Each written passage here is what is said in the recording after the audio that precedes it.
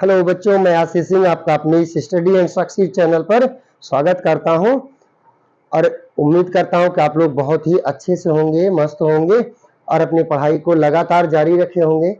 जैसा कि आपको ज्ञात होगा कि आज यूपी बोर्ड 10 और 12 का रिजल्ट भी आ चुका है, जिसमें मेरे अपने पढ़ाए हुए मेरे अपने बच्चे जो अच्छे से परसेंटेज को गेन किए हैं, जो बहुत ही मेहनत से लगन से पढ़े थे, वो आज 96 पॉइंट तक पहुंच भी चुके हैं। थोड़ी सी कसर रह गई जहां पे हम उनको यूपी टॉपर लिस्ट में भी ला सकते थे, लेकिन चलिए ठीक है, आज जितना भी वो परसेंटेज लेके आए हैं उससे हम लोग संतुष्ट हैं और उनका जो है अपने इस परिवार में स्वागत करते हैं कि वो बहुत ही अच्छे परसेंटेज को लेकर के आए हैं और उम्मीद करते हैं कि अब आप लोग भी इसी क्रम में परसेंटेज को आगे बढ़ाते हुए एक ऐसी मुकाम पे पहुंचेंगे जहां पे आप 97 एबव 98 99% तक पहुंचेंगे। तो चलिए आज के हम इस सेशन को स्टार्ट करेंगे, जिसमें हम आपके लिए लेकर के आए हैं एक्सरसाइज 1C। अब तक हम लोग 1A 1B पूरा सॉल्व कर लिए हैं, एक एक क्वेश्चन को सॉल्व करवाया गया है और आज आपके लिए 1C का एक्सरसाइज है, जिसमें हम क्वेश्चन 1 से आपको सॉल्व करवाएंगे। तो सेशन को स्टार्ट करने से पहले जो सेशन पे नए आए हैं वो चैनल को सब्सक्राइब कर लेंगे, लाइक करेंगे, शेयर करेंगे और ज्यादा से ज्यादा शेयर करें, जिससे कि चैनल जितना ज्यादा ग्रोथ करेगा आपको भी उसका बेनिफिट ज्यादा मिलेगा। और जल्द ही हम आपको एक बात और भी बता दें कि बहुत जल्द आपके लिए हम लाइव क्लास लेकर के आने वाले हैं, जिसमें हम शाम के टाइम में लगभग आपको 7 से 8 के बीच में टाइम आपको बता दिया जाएगा। उस टाइम में हम आपको लाइव क्लास भी पढ़ाने वाले हैं, जिसमें ज्यादा से ज्यादा आप जुड़ेंगे और लाइव क्लास का आनंद लेंगे। तो चलिए इस सेशन को स्टार्ट करें, जिसमें हम आपके लिए लेकर के आए हैं क्वेश्चन नंबर 1। कह रहा है कि निम्नलिखित संख्याओं को संख्या रेखा पर निरूपित कीजिए।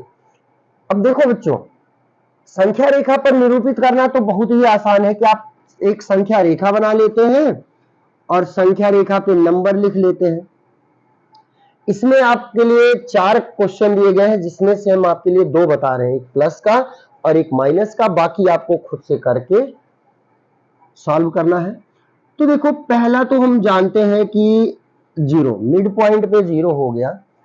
0 के दाहिनी तरफ धनात्मक संख्याएं होती हैं और बाईं तरफ ऋणात्मक संख्याएं होती हैं।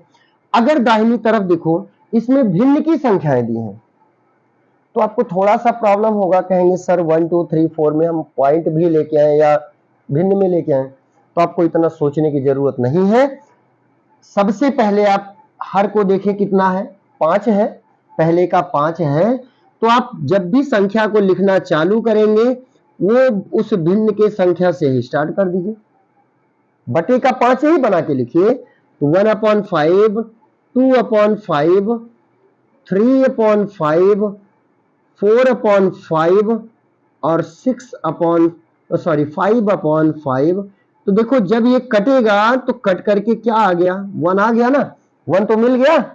अब 1 के और 0 के बीच की इतनी संख्याएं हो गई, जिसके हर का 5 रहेगा। अब प्रदर्शित हमको क्या करना है, कह रहा है 1/5। इसमें देखो 1/5 जहां भी है एक एरो बनाएंगे, एरो बना के छोड़ देंगे और यहाँ पे कोई पॉइंट लिख देंगे, नहीं भी लिखेंगे कोई दिक्कत नहीं, लेकिन एरो बना के आप प्रदर्शित कर दीजिए। इससे ये व्यक्त हो जाएगा कि संख्या रेखा पर दिखाई गई संख्या क्या है, 1/5 है। ऐसे ही जब ऋणात्मक वाली संख्या को दिखाया जाएगा तो उसके लिए भी देखो 0 हो गया और लेफ्ट साइड पे आएंगे तो यानी बाएं साइड पे माइनस की संख्याएं होंगी, 2/5 होगा, फिर इधर 3/5 होगा। धनात्मक संख्याओं पे जाएंगे 1/5, 2/5, 3/5। लेकिन दिखाना क्या है, माइनस में 2/5। तो माइनस में 2/5 जहां भी है उसको यहां पे दिखा देंगे, एक पॉइंट लिख देंगे, ए लिखा गया है तो यहां पे बी लिख लो, हो गया। तीसरा इसे जब दिखाएंगे तो पहले तो देखो ये मिश्र भिन्न दिया है, कह रहा है कि 3 सही 2/7 है। अगर 3 सही 2/7 है तो इसको भिन्न बनाओ, इन दोनों का गुणा कर लो, 7 तिया 21 और 2 जोड़ लेंगे तो 21 और 2 हो जाएगा 23/7। अब 23/7 को आप संख्या रेखा पर दिखा देंगे। तो 2 क्वेश्चन आपके लिए रहेगा जो आप सॉल्व कर डालेंगे अब क्वेश्चन नंबर 2 देखेंगे। क्वेश्चन नंबर 2 कह रहा है कि निम्नलिखित परमेय संख्याओं में कौन सी संख्या को शांत दशमलव के रूप में निरूपित कर सकते हैं। दूसरे क्वेश्चन का पहला 1/20 दिया है, कह रहा है बताओ कि इसको शांत दशमलव के रूप में निरूपित कर सकते हैं या नहीं। तो पहले तो आपको यह मालूम हो कि शांत दशमलव के रूप में हम कैसे निरूपित करें। अगर कोई भी भिन्न का गुणनखंड कर लो और वो 2 की घात m इंटू 5 की पावर n, m और n का मतलब ये है कि वहां पे कोई भी संख्या हो सकती है, यानी 2 चाहे जितनी बार आया हो कोई दिक्कत नहीं, 5 चाहे जितनी बार आया हो कोई दिक्कत नहीं, लेकिन हर का जो गुणनखंड बने वो सिर्फ 2 या 5 से ही बने। चाहे वो दोनों साथ में आए हो, चाहे दोनों में से कोई एक ही आई हो, लेकिन 2 और 5 के अलावा कोई तीसरी संख्या ना आए तब वो शांत दशमलव है। और अगर 2 और 5 के अलावा कोई संख्या आती है तब वो अशांत है। अब जैसे हम यहां पे आपको दिखाएं कि 20 का जब गुणनखंड करेंगे तो 2 गुणे 2 गुणे 5 होगा। गुणनखंड देखो एक हम बता दे रहे हैं कैसे करते हैं कि आप फैक्टर काटेंगे तो इसको 2 से भाग करो, 2 1 2, फिर 2 पंचे 10, सॉरी वहां तो एक एक्स्ट्रा लिख दिए हैं, 5 1 5, 20 ही था। अब देखो इसके हर में अगर देखें तो हमको सिर्फ 2 मिल रहा है या फिर 5 मिल रहा है, इसके अलावा तो कोई संख्या नहीं मिल रही। अगर 2 और 5 के अलावा कोई संख्या नहीं है तो ये शांत दशमलव में निरूपित हो सकेगा, शांत दशमलव में निरूपित हो सकता है।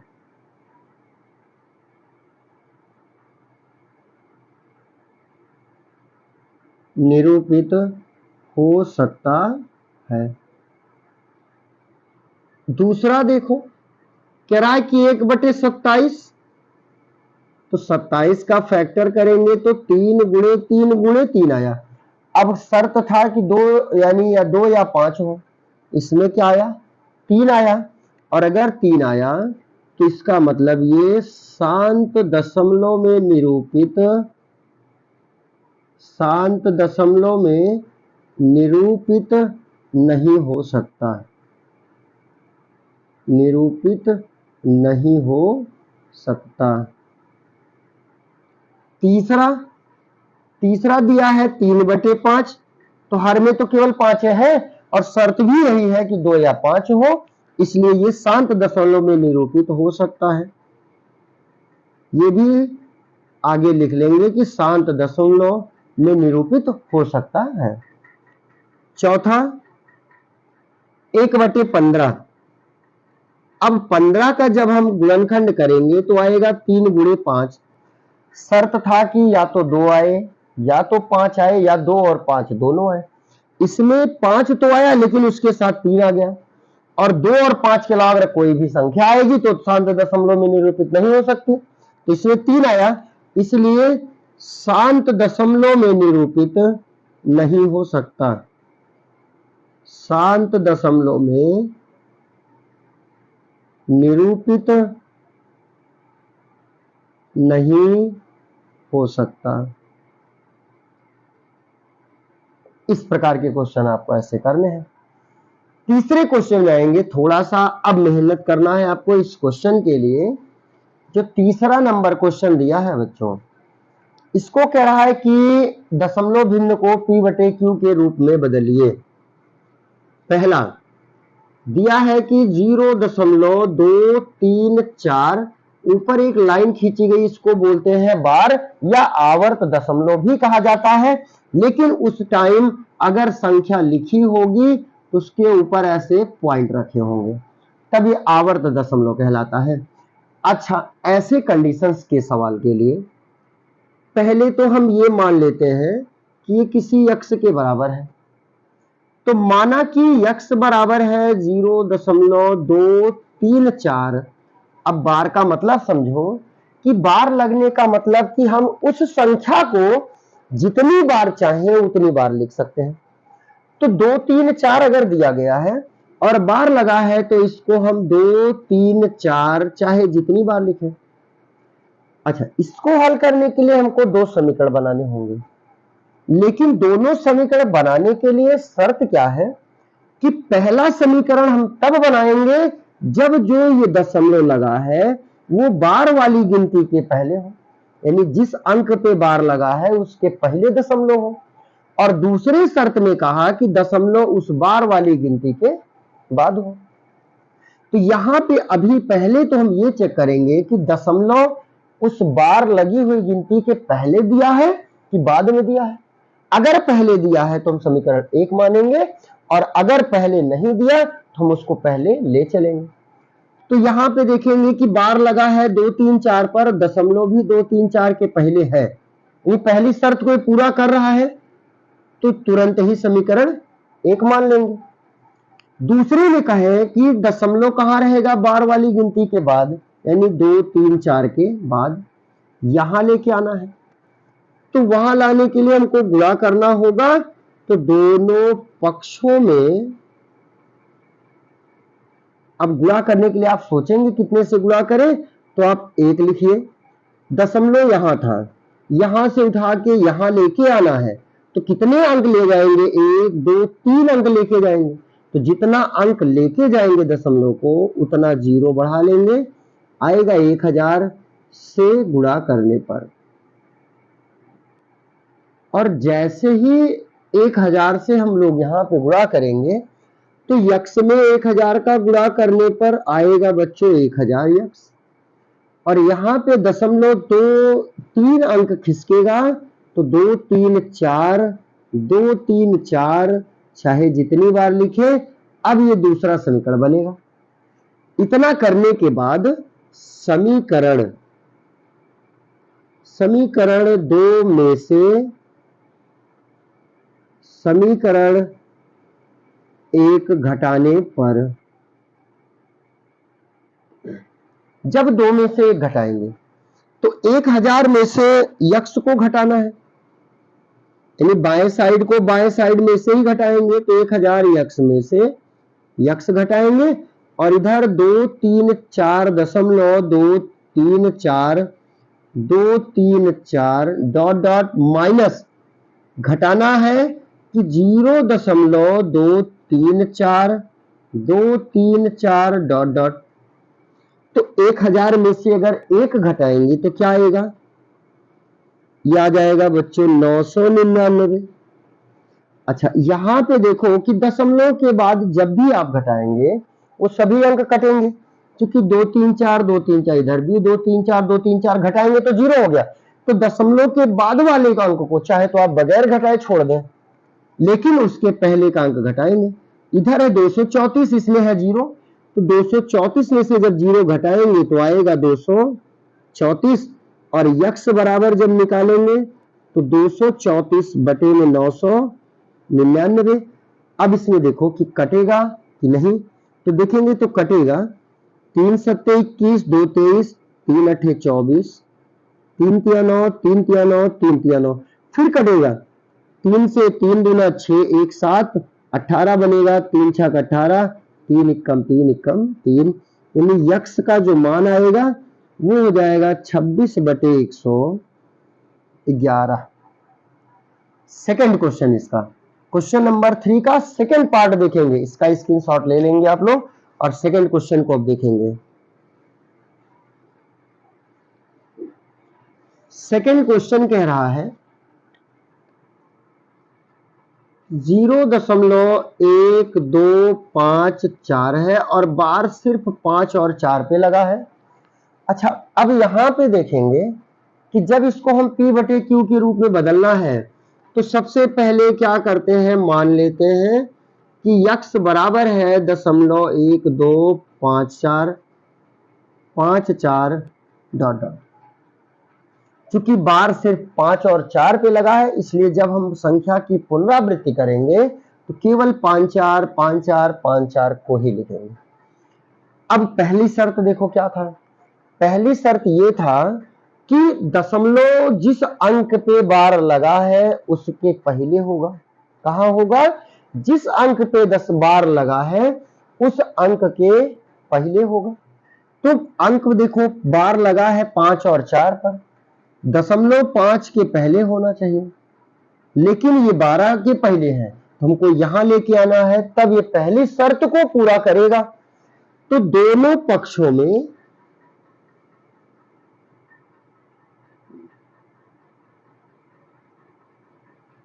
एक लिखेंगे और 2 अंक दशमलव कूदना है, इसलिए 2 जीरो बढ़ाएंगे, यह आ जाएगा 100 से गुणा करने पर, दोनों पक्षों में 100 से गुणा करने पर। अब देखो जब 100 से गुणा किया जाए तो यक्स में गुणा करने पर ये बन जाएगा 100x, और ये क्या बनेगा, 2 अंक खिसकेगा तो 12.54 होगा, 54 डॉट डॉट। और अब ये पहली शर्त को पूरा कर लिया तो हम समीकरण 1 मान लेंगे। दूसरे शर्त में कहता है कि दशमलव बार वाली गिनती के बाद हो, यानी 5 और 4 के बाद यहां पे लेके आना है, और यहां लाने के लिए फिर से दोनों पक्षों में, यानी पुनः दोनों पक्षों में 1 और 2 अंक खिसकेगा दशमलव, यहां से कूदेगा यहां आएगा तो 2 जीरो बढ़ाएंगे। अच्छा दोनों पक्षों में, लेकिन किसमें, तो यहां पे ऐसा लिखेंगे कि समीकरण 1 में, नहीं तो यहां भी तो हो सकता है, इसलिए समीकरण 1 में 100 से गुणा करने पर। जब 100 से गुणा करेंगे तो देखो 100 में 100 का गुणा, तो 100 गुणे 100 आ जाएगा 10,000 यक्स, और यहां पे दशमलव 2 अंक और खिसकेगा तो 1254.54 होगा, और ये क्या बनेगा, समीकरण नंबर 2। अब देखो कि समीकरण 2 से 1 को हमको घटाना है, तो समीकरण 2 में से 1 घटाने पर, 2 में से 1 घटाने पर, तो इधर देखेंगे कि 2 में क्या है, 10,000 यक्स है, और इसमें कितना है, 100 है, तो ये हो जाएगा 100 यक्स। अब फिर से वही बात आई कि दशमलव के बाद के अंक को छोड़ देंगे, क्योंकि जब भी घटाएंगे सब जीरो होगा, और इसमें है 12.5454, तो 10,000 में से 100 घटाएंगे तो आएगा बच्चों 9,900 यक्स, दशमलव के बाद को छोड़ दें। 1254 में से जब 12 घटाएंगे तो आ जाएगा 1204 में से 2 गया 2, 5 में से गया 4, यानी ये आ जाएगा 1242।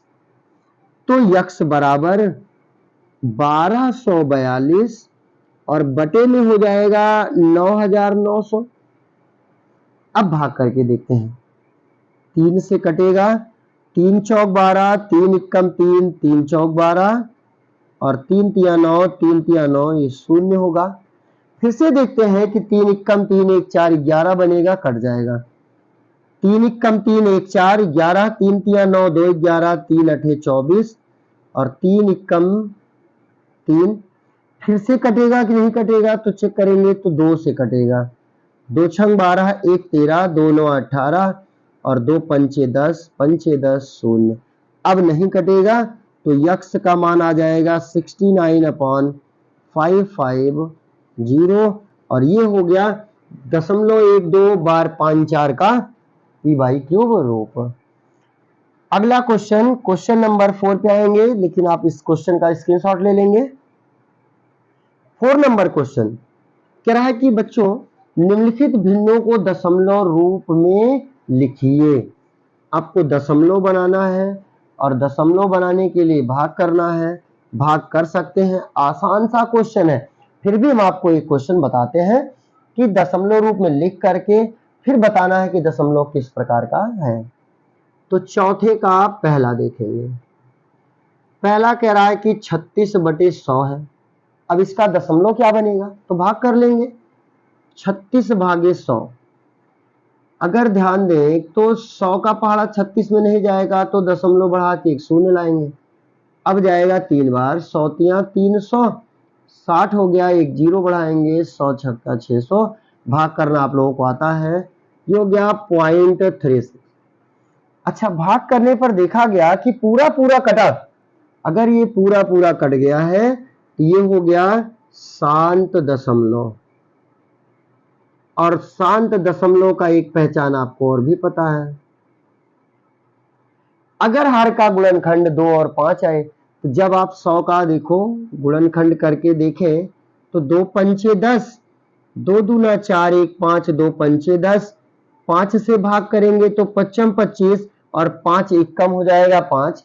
तो देखो 2 और 5 के अलावा कोई संख्या नहीं आई, और यही शर्त है शांत दशमलव का कि उसके हर में 2 और 5 के अलावा कोई अन्य संख्या ना हो, तब वो शांत दशमलव है। तो इसमें तो वही आया, 2 और 5 आया, इसलिए शांत दशमलव है। एक और बताएंगे आपको इसका, दूसरा है 1/11। अगर 1 को 11 से भाग करें तो देखो 0.10, अभी भी नहीं भाग जाएगा, जीरो बढ़ाएंगे, 11 9 99, एक फिर शून्य बढ़ाएंगे तब भी नहीं जाएगा, तो फिर से शून्य बढ़ा के 100 करेंगे, 11 9 99, फिर से वही कंडीशन कि एक आएगा, यानी 0909 यही लगातार आता जाएगा। इसको लिख सकते हैं 0.0909, ऐसे भाग करते जाए, लगातार आता जाएगा। या इसको हम लिख सकते हैं 0.09 लिख करके इस पर बार लगा दें, क्योंकि यही संख्या बार बार आ रही है।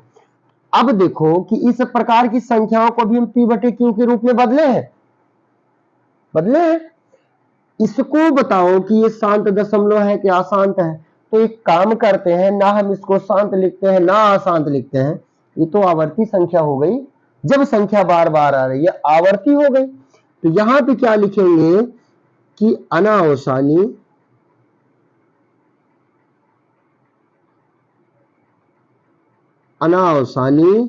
आवर्ती संख्या है, और जिसमें भाग करेंगे, भाग करने के बाद संख्या की पुनरावृत्ति भी नहीं होगी और पूरी संख्या विभाजित भी नहीं होगी, तो उसको कहते हैं अनावसानी अनावर्ती संख्या। तो इसके लिए आपके पास 3 से 4 क्वेश्चंस है, इनको आप कर डालेंगे और अगले सेशन में हम आपके लिए क्वेश्चन नंबर 5 से लेकर के आएंगे। धन्यवाद।